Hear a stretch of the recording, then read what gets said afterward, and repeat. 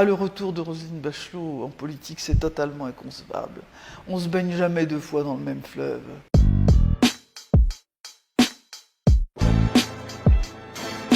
Vous ne voulez pas sacrifier le bonheur à la politique, c'est ce que vous avez dit. C'est bien cela.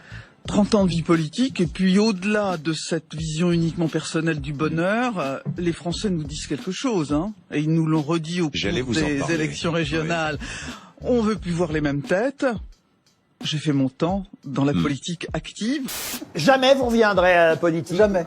Jamais? Jamais, jamais. J'ai pris cette décision bien avant 2012. J'en avais fixé l'échéance et je respecte en général mes engagements. Donc aujourd'hui, si on vous appelait, vous diriez non, même pour...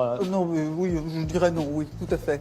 Et on a curieusement des élus totalement hors sol. Cette conjonction de ce mouvement qui est totalement paradoxal fait que je ne me sentirais pas bien du tout dans la politique telle qu'elle est aujourd'hui. Vous pouvez regarder ce qu'il y a sur mon écran. Pardon, ça peut être une urgence, peut-être qu'un ministre qui l'appelle, un conseil à donner, vous savez. Peut-être qu'elle peut redevenir ministre. C'est pour ça qu'elle laisse son téléphone. C'est un cauchemar. C'est son souhait le plus profond. Et même peut-être premier ministre. Bien sûr. Mais la place se libère. On irait manger du homard à Matignon. Le retour de Roselyne Bachelot en politique, c'est complètement inconcevable. Ah, le retour de Roselyne Bachelot en politique, c'est totalement inconcevable. On se baigne jamais deux fois dans le même fleuve. Il faut pas. Il faut que les choses soient irrémédiables, sinon elles n'ont pas de noblesse. J'ai rêvé d'être ministre de la Culture. Ah oui. Ça aurait été pas mal aussi. Finalement, je regrette pas de ne pas l'avoir été. J'aime trop la culture pour en être la ministre.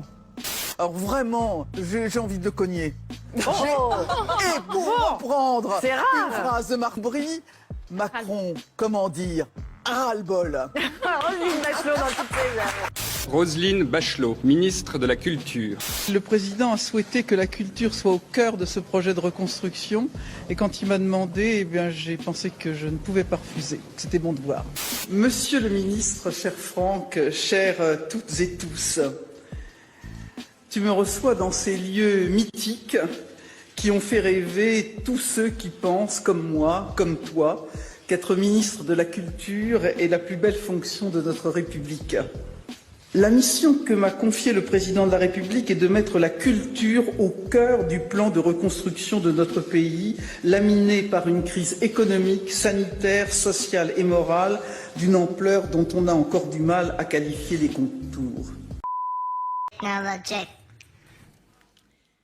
Si on vous proposait un poste de ministre de la Justice, vous l'accepteriez?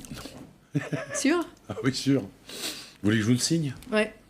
D'abord, personne ne me le proposera. Ce sera un bordel. Mais alors, non, mais personne n'aurait jamais l'idée sotte, totalement saugrenue, incongrue, invraisemblable de me proposer cela. Et moi, franchement, je n'accepterai jamais un truc pareil. Non.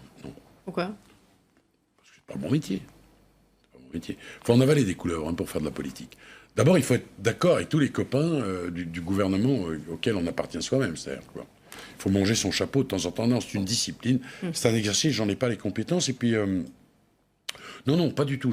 J'aimerais pas faire ça. Et pour clore chacun de ces entretiens, je pose une question récurrente.